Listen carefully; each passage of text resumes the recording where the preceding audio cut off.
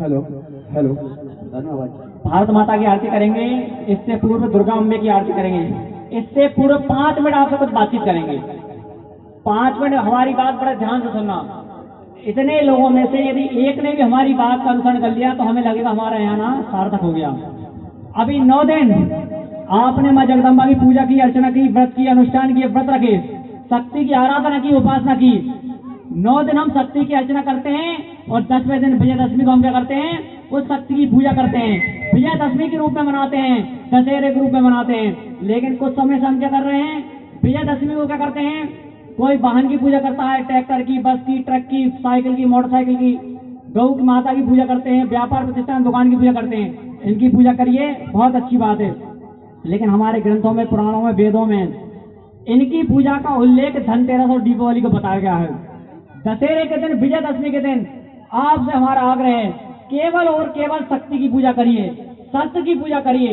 भैया 9 दिन जिस माँ की आप आराधना करते हो, यह भी नारी का रूप है, नारी स्वरूपा है। नारी होने के बाद भी इसकी 8 भुजाओं में शस्त्र होंगे। किसी हाथ में इसके तलवार है तो किसी हाथ में ढाल है, किसी में कृपाण है, किसी में धनुष है तो किसी में बाण है, किसी में चक्र है तो किसी में गदा है। हमारे जितने भी देवी देवता, एक भी देवी देवता ऐसा नहीं है जिसके हाथ में कोई ना कोई शस्त्र हो। सबके हाथ में कोई ना कोई शस्त्र मिलेगा। भगवान राम के हाथ में धनुष बाण मिलेंगे, कृष्ण के हाथ में चक्र मिलेगा, विष्णु जी के हाथ में चक्र मिलेगा, महादेव के हाथ में त्रिशूल मिलेगा, भोले वाले गणपति के हाथ में भी अंकुश मिलेगा। इस देवी स्वरूप जगदम्बा के 8 भुजाओं में शस्त्र मिलेंगे। ऐसा कोई भी हमारा देवी देवता भगवान नहीं है जिसके हाथ में कोई ना कोई शस्त्र ना हो। भैया जब हमारे आराध्य रखते हैं, जो हमारी माँ रख रही है, फिर हमें रखने में क्या समस्या है, हमें पूजने में क्या समस्या है। भैया नवरात्रि में आप खूब व्रत रखना, अनुष्ठान करना, यज्ञ करना, शक्ति की आराधना करना। लेकिन ये शक्ति आपको तब मिलने वाली है जब 9 दिन इस शक्ति की पूजा करके 10वें दिन आप इस शक्ति की पूजा करेंगे। वो शक्ति की पूजा कब होगी, विजयदशमी के दिन। वो किस रूप में होगी, शस्त्र पूजा करके। भैया भगवान राम ने भी जब रावण का वध किया था, विजयदशमी को रावण को मारा था। इससे पहले 9 दिन माता शक्ति की आराधना की थी भगवान राम ने। 9 दिन माता की आराधना, शक्ति की साधना करने के बाद भगवान राम ने रावण का वध किया था। 9 दिन हमने शक्ति की आराधना करेंगे और 10वें दिन शस्त्र की पूजा करेंगे। भैया शस्त्र हमें रखना है, धर्म की रक्षा के लिए रखना है, न्याय की रक्षा के लिए रखना है, सत्य की रक्षा के लिए रखना है, बहन बेटियों की रक्षा के लिए रखना है, मान बिंदुओं की रक्षा के लिए रखना है, गौ गीता ज्ञान गंगा की रक्षा के लिए रखना है, जन जमीन जंगल की रक्षा के लिए रखना है, भारत माता की रक्षा के लिए करना है, भारत की सीमाओं की सुरक्षा के लिए हमें रखना है, अखंड भारत को पुनः बनाने के लिए रखना है, हमारे इस देश की स्थिति, भौगोलिक सामाजिक आर्थिक स्थिति को सुदृढ़ मजबूत रखने के लिए, हमारे गौ गीता ज्ञान गंगा पंचशील को रखने के लिए, हमारे मूलभूत ज्ञान धर्म संस्कृति को सुरक्षित रखने के लिए हमें सच दान करना है। भैया आप लोग 5-5 हजार का मोबाइल खरीद लाते हो, 5-5 हजार के जूते खरीद लाते हो और 25-25 हजार के आप मोबाइल खरीद लाते हो। भैया जब आपके घर पर कोई चोर घुसेगा, कोई डाकू घुसेगा, आपकी बहन बेटी को कोई अपमान करेगा, जब कोई विधर्मी आपको नुकसान पहुंचाने का प्रयास करेगा, तो ये 5,000 का जूता कोई काम आने वाला नहीं है, ये 25,000 का मोबाइल आपकी रक्षा नहीं करेगा, 500 रुपए की तलवार आपकी परिवार की रक्षा करने वाली है। इसलिए भैया जिसकी जैसी ताकत हो, अभी भी 2 दिन का समय मैं खुले मन से कह रहा हूँ, जहां तक मेरी आवाज जा रही है, यदि वास्तव में आपका हिंदू धर्म में जन्म हुआ है, वास्तव में आपने 9 दिन शक्ति की आराधना करी है, वास्तव में आप अपने माता को अपना आराध्य मानते हो, वास्तव में इसके प्रति आपके हृदय में श्रद्धा है, तो इसके जीवन का अनुसरण कर लो। इसके भी 8 हाथों में शस्त्र हैं, आप 8 शस्त्र नहीं रख सकते तो इसमें से कोई सा भी एक शस्त्र चुन करके रख लो। जिसकी जैसी ताकत हो वैसे शस्त्र खरीद लो। आग्नेय शस्त्र खरीदने की हिम्मत है तो आग्नेय शस्त्र खरीद लो। तलवार, वज्र, कांटी, सुदर्शन चक्र जो भी खरीदने, गदा, वक्र, शक्र जो भी खरीदने की आपकी ताकत हो सब खरीद लो। इतना कुछ नहीं कर पा रहे तो एक लाठी खरीद लो। भैया लाठी भी एक शस्त्र है। आने वाले दशहरे पर शस्त्र की पूजा करना।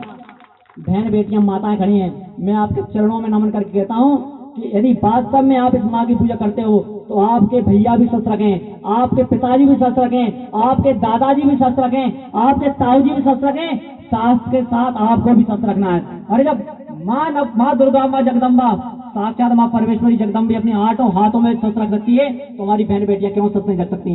भैया शस्त्र रखना है, किसी को दबाने के लिए, मारने के लिए, पीटने के लिए, अन्याय के लिए रखना, अधर्म के लिए, अत्याचार के लिए रखना, किसी की जमीन को दबाने के लिए हमें शस्त्र नहीं रखना, हमारे मान सम्मान की रक्षा के लिए रखना है, हमारे परिवार की रक्षा के लिए रखना है, हमारे हिंदू समाज की रक्षा के लिए रखना है, इस देश और भारतवर्ष की वसुधा को सुरक्षित रखने के लिए कर रखना है। अरे भैया हम तो धर्म के पुजारी हैं, हम तो वैसे अहिंसा के पुजारी हैं। आप लोग आरती करते हैं, आरती के बाद आप जय घोष लगाते हो धर्म की जो। कभी हमने नहीं कहा कि हिंदू धर्म का जो, हम धर्म की जय की बात करते हैं। जो सत्य धर्म न्याय के रास्ते पर चलेगा उसकी जय जयकार करेंगे। आप लोग जय घोष लगाते हो अधर्म का नाश हो, हमने कभी नहीं कहा कि मुसलमानों को नाश हो जाए, हमने कभी नहीं कहा ईसाइयों को नाश हो जाए। जो अन्याय अधर्म के रास्ते पर चलेंगे हम उनके नाश की कामना करते हैं। हम प्राणियों में सद्भावना की बात करते हैं, चींटी से लेकर हाथी तक। चींटी से भी छोटे कोई जीव होते होंगे, हाथी से बड़े भी कोई जीव हुए होंगे, सब में हम प्रेम और सद्भावना की बात करते हैं। केवल और केवल इस पूरी पृथ्वी पर एक हिंदू धर्म ऐसा धर्म है जो समूचे विश्व की कल्याण की कामना करता है। हमने कभी नहीं कहा कि पटेल नगर का कल्याण हो जाए, हमने कभी नहीं कहा गुना कल्याण हो जाए। अरे हम तो पूरे विश्व की कल्याण की कामना करने वाले लोग हैं। केवल केवल एक हिंदू धर्म सनातन धर्म एक ऐसा है पूरी पृथ्वी पर जो वसुदेव कुटुंबकम को मानता है, पूरे विश्व को अपना परिवार मानता है। भैया हम तो पूरे विश्व को अपना परिवार लेकर के चलते हैं, हमें किसी मत पंथ संप्रदाय से बुराई नहीं है।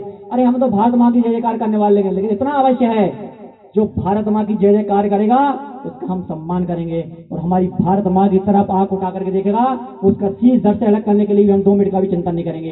अरे हम तो मोहम्मद APJ अब्दुल कलाम आजाद का भी नमन करते हैं, अशफाक उल्लाह खां को भी नमन करते हैं, लेकिन जयचंद जैसे गर्दनों की गर्दन उड़ाने भी हम देर नहीं करते। शक्ति सिंह और मान सिंह का मर्दन करने में हम पीछे नहीं हटते, दुशासन की छाती चीरने में भी हम पीछे नहीं हटते, दुर्योधन का वध करने के लिए भी हम पीछे नहीं हटते, कंस को मारने में भी हम पीछे नहीं रहे, रावण का वध करने के लिए भी हम पीछे नहीं रहे। हम भैया चरित्रवान लोग हैं, जो चरित्रवान है वो सदा महान है। निर्माणों के पावन युग में हम चरित्र निर्माण न भूलें, स्वार्थ साधना की आंधी में बस भक्त का कल्याण न भूलें। जाति संस्कृति धर्म एक है, एक हमारा नारा है, भारत माँ की हम संतान है, भारतवर्ष हमारा है। हमें किसी मत पंथ संप्रदाय से बैर नहीं है, किसी ईसाई से बैर नहीं है, किसी मुसलमान से बैर नहीं है। अरे हम तो कहते हैं हमें ना मोहम्मद से नफरत है, ईसा से कोई बैर नहीं, 10 के 10 सिख गुरु हैं, पूजने अपने हैं कोई गैर नहीं। मंदिर में गूंजे वेदवंत, गुरुद्वारे में अरदास चले, गिरजाघर में बाइबल, मस्जिद में पैग नवाज चले, इससे ना कोई ऐतराज हमको ना कोई गम होगा। गद्दारों के संग इस भारत में जो भी होगा कम होगा।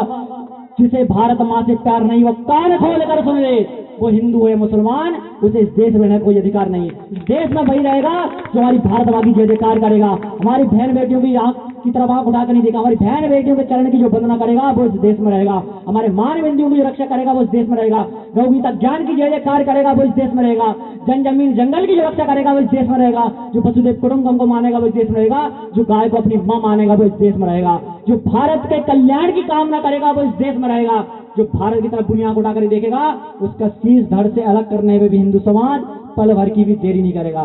भैया हम तो सनातनी लोग हैं, धर्म की रक्षा करने वाले लोग हैं। आपको सशक्त होना है, शस्त्र की पूजा करना है, शस्त्र धारण करना है, शक्ति की उपासना करना है, एक होकर के रहना है, संगठित होकर के रहना है। किसके लिए? सत्य की रक्षा के लिए, न्याय की रक्षा के लिए, धर्म की रक्षा के लिए।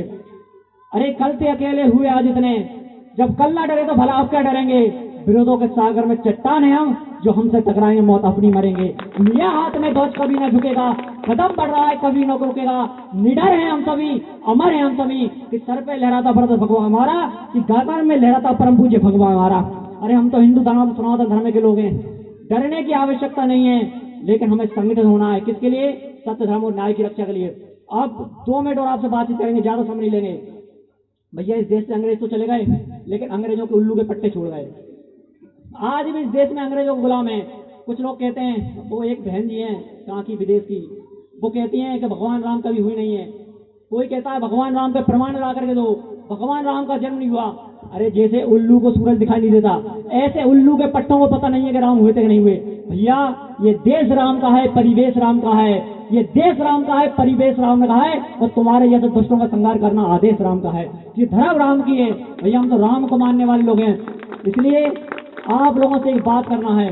भैया देखिए, आप अंग्रेजी पढ़िए, उर्दू पढ़िए, फारसी पढ़िए, जापानी पढ़िए, इटली पढ़िए, चीनी पढ़िए, सारी भाषाओं का ज्ञान होना चाहिए। ज्ञान नहीं होगा तो विदेशियों के बकले कैसे उड़ाड़ेंगे?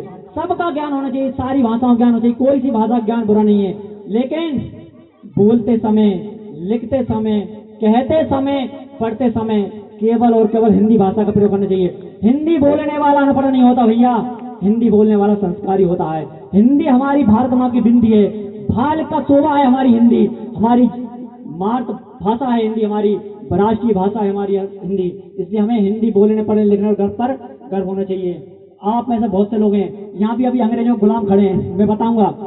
माँ के सामने खड़े हो, झूठ मत बोलना, पोल खुल जाएगी, पाप लगेगा, ध्यान रखना। मैं जो पूछ रहा हूँ सच बोलना।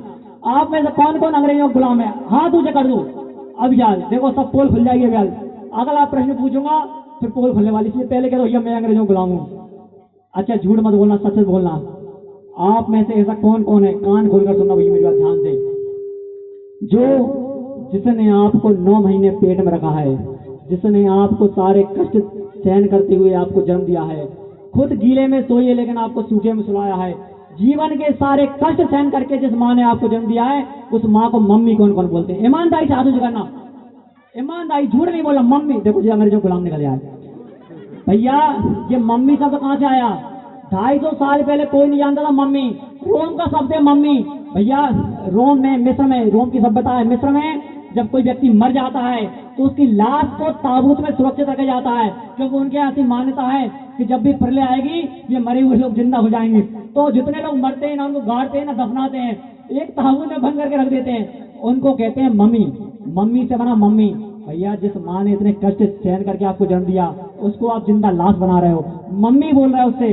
अरे भैया आप यहाँ आरती करने आए, घर पर आप क्या बोल करके आए हो?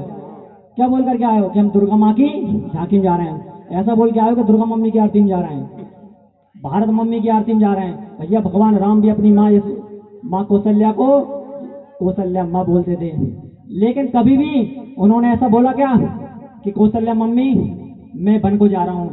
यशोदा माँ को कन्हैया यशोदा मैया बोलते थे। कभी यशोदा जी कन्हैया ने यशोदा मम्मी बोला क्या? अरे भैया आप भी माँ सरस्वती की पूजा करते हो, सरस्वती को माँ बोलते हो, लक्ष्मी को माँ बोलते हो, दीपावली की पूजा करोगे तो लक्ष्मी माँ की पूजा बोलोगे, पार्वती माँ बोलोगे, पार्वती मैया बोलोगे। भैया जब हम माँ सरस्वती को सरस्वती माँ बोलते हैं, लक्ष्मी जी को लक्ष्मी माँ बोलते हैं, पार्वती जी को पार्वती माँ बोलते हैं, भारत माँ को भारत माँ बोलते हैं, धरती माँ को धरती माँ बोलते हैं, जब राम जी अपनी माँ को माँ बोलते हैं, कृष्ण जी अपनी माँ को मैया बोलते हैं। अरे एक छोटा सा गाय का बछड़ा भी जब रम पाता है तो हम उसके मुंह से माँ निकलता है, माँ। कभी सुना हो आपने? कभी गाय का बछड़ा मम्मी नहीं कहता, गाय का बछड़ा भी माँ कहकर हम पाता है, क्योंकि उसको पता है कि मेरी माँ है। भैया उस पशु को पता है, उस गाय के बछड़े को पता है, लेकिन हम अनजान बने, हम हमारी माँ को मम्मी कह रहे हैं। भैया वास्तव में यदि आपके हृदय में इसके प्रति श्रद्धा है और आप अपनी माँ का सम्मान करते हो तो आज से अपनी माँ को मम्मी कहना बंद कर देना। माँ बोलना, मैया कहना, माँ जी बोलना, आई कहना, लेकिन मम्मी मत बोलना। अब आप में से ऐसा कौन है अपने पिता को पापा बोलते हैं? झूठ मत बोलना भैया, पापा बोलते हैं। देखो जो अंग्रेजों गुलाम है, हाथ नीचे कर लो। भैया ये पापा शब्द पोप से लिया गया शब्द है। भैया आपने 250 वर्ष पहले कभी पापा शब्द सुना है क्या? भगवान राम अपने पिताजी से पिताश्री बोलते थे, नंद बाबा से बाबा बोलते थे। भैया पहले प्राचीन काल में पापा से पिताजी बोला जाता था, पिताश्री बोला जाता था, बाबूजी बोला जाता था, लेकिन पापा नहीं बोला जाता था। भगवान राम जब वन को जा रहे थे तो उन्होंने नहीं कहा कि दशरथ पापा मैं जा रहा हूँ, पिताश्री आगे दीजिए आपका पुत्र वन में जा रहा है। जब भगवान राम अपने पिता से पिताश्री बोलते हैं, जब कन्हैया अपने नंद बाबा से नंद बाबा बोलते हैं, तो भैया हम अपने पिता से पापा क्यों बोलते हैं? भैया जिस पिता ने आपको पाल पोस के बड़ा किया, जिस खून पसीने की कमाई से, जो अपने दिनों रात एक करके अपने सारे सुख वैभव त्याग करके जिस पिता ने आपको पाल पोस के बड़ा किया, उसका सम्मान कीजिए, उसको पाप मत कहिए, अपनी धर्म संस्कृति को जीवित रखिए। माताएं बहनें पहली रोटी गाय को डालिए, आखिरी रोटी कुत्ते को डालिए। अपने बच्चों को घर पर रामायण का पाठ कराइए, गीता के उपदेश सुनाइए, अपने बच्चों को संस्कार दीजिए। आज हम देख रहे हैं किस प्रकार से वृद्धाश्रम की संख्या बढ़ रही है। भैया जब हम बच्चों को राम के विषय में नहीं बताएंगे, देखिए माताएं बहनें जैसी होंगी बच्चे वैसे होंगे, ध्यान रखना। माता यदि कौशल्या होंगी तो आपके घर राम जन्म लेने वाला है, माता यदि यशोदा होगी तो आपका पुत्र कन्हैया होने वाला है, माता यदि जीजाबाई होगी तो आपका पुत्र छत्रपति शिवाजी होने वाला है, और भगवान न करे यदि आपने केकसी का रूप धारण कर लिया तो आपका पुत्र रावण होने वाला है। इसलिए भैया यशोदा बन जाइए, कौशल्या बन जाइए, जीजाबाई बन जाइए, माँ शारदा बन जाइए, अनुसुईया बन जाइए, अरुंधति बन जाइए।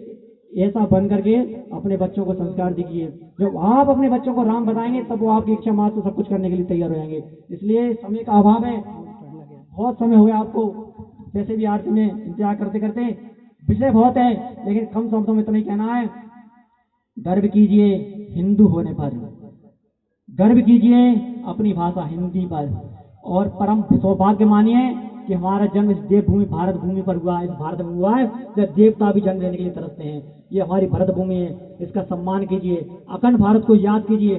आज शपथ लीजिए कि ना कोई पाकिस्तान होगा, ना कोई कजाकिस्तान होगा, ना कोई अजकिस्तान होगा, ना कोई खालिस्तान होगा, ना कोई तजाकिस्तान होगा, केवल और केवल पर अखंड भारत पर हिंदुस्तान होगा। आज नवरात्रि यहाँ मना रहे हैं, अगली नवरात्रि अफगानिस्तान मनाएंगे, जो कौरवों की माता गांधारी का मायका हुआ करता था। 1876 से पूर्व कोई हमारा हुआ करता था। ना कोई पाकिस्तान होगा, ये सारे हमारे होंगे। पूर्व में बांग्लादेश, पश्चिम में पाकिस्तान, उत्तर में तिब्बत, नेपाल, भूटान और दक्षिण में श्रीलंका। यहाँ तक हमारा भारत अखंड फैला हुआ था। हम पुनः अपने भारत को एक करेंगे। वो बूढ़ी गंगा घाट भी अपनी होगी, वो कैलाश मानसरोवर भी अपना होगा। एक शपथ लेकर के जाना। पितामह भीष्म की दो पंक्तियां ध्यान आती हैं इस समय। पितामह भीष्म कहते थे, यदि आपके देश की सीमाएं कम होने लगे तो समझ लेना कोई आपकी माँ के वस्त्र काट रहा है। भैया हम इतने निर्लज, इतने कायर कदापि नहीं हो सकते कि हम अपनी आंखों से अपनी माँ के वस्त्र कटते हुए देख लें। अरे कोई हमारी माँ की तरफ आंख उठा करके देखेगा, उसका सर धड़ से अलग करने में हम नहीं चूकेंगे। इसलिए आज आप लोग सब शपथ लेकर के जाना। यहाँ बच्चे खड़े हैं, विद्यार्थी खड़े हैं, आप लोगों से 1 मिनट बात करेंगे, केवल 1 मिनट मेरी बात ध्यान सुनना। भैया आप लोग खूब पढ़ाई करिए, डॉक्टर बनिए, इंजीनियर बनिए, अच्छे व्यापारी बनिए, दुकानदार बनिए, बड़ा किसान बनिए, अपना कैरियर बहुत अच्छा बनाइए। लेकिन कैरियर के साथ कंट्री की भी चिंता करिए। 1 लाइफ 1 मिशन, एक जीवन है, एक देह होना चाहिए। जिएंगे देश के लिए, मरेंगे देश के लिए, और जरूरत पड़ेगी तो मारेंगे भी देश के लिए। इसलिए सब कुछ बात में है। हमारा धर्म, संस्कृति, सभ्यता और देश पहले। भैया धर्म सुरक्षित होगा तो देश सुरक्षित होगा, और देश सुरक्षित होगा तो हम लोग सुरक्षित होंगे। इसलिए आप सब लोग यहाँ से प्रतिज्ञा करके जाना कि जिएंगे भी देश के लिए और मरेंगे भी देश के लिए, और जरूरत पड़ी तो मारेंगे भी देश के लिए। अब हम पहले जगदम्बा माँ दुर्गा माँ की आरती करेंगे, फिर इसके बाद भारत माँ की आरती करेंगे।